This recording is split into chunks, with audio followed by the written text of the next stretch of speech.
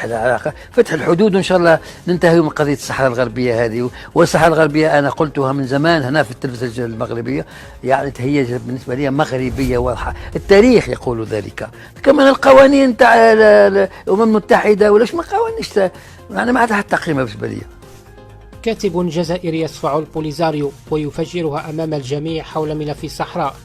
في حوار مفاجئ أكد الكاتب والروائي الجزائري المشهور رشيد بوجدرة على مغربية الصحراء، والتاريخ يؤكد ذلك، وبالتالي لا جدال في مغربية الصحراء. وتوقع في الآنداته أن تفتح الحدود بين المغرب والجزائر قريبا. وكشف بوجدرة عن العلاقة التي تربطه بالمغرب، حيث وصفها بالحميمية، وقال إنه يعيش معززا مكرما بالمغرب طيلة المدة التي يقضيها بالمملكة.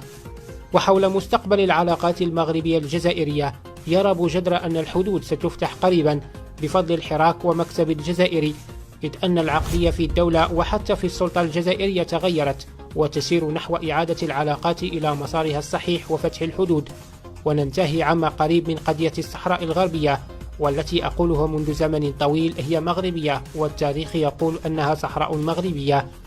وهناك البعض ممن يروج لقوانين الأمم المتحدة، وأعتقد أنه لا قيمة لها بالنسبة لي، لا سيما وأن التاريخ ينصف المغرب.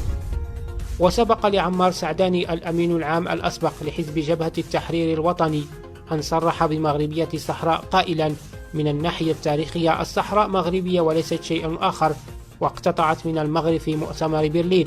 وفي رأيي أن الجزائر التي تدفع أموالا كثيرة للمنظمة التي تسمى البوليزاريو منذ أكثر من 50 سنة دفعت ثمنا غاليا جدا دون أن تقوم المنظمة بشيء أو تخرج من عنق الزجاجة.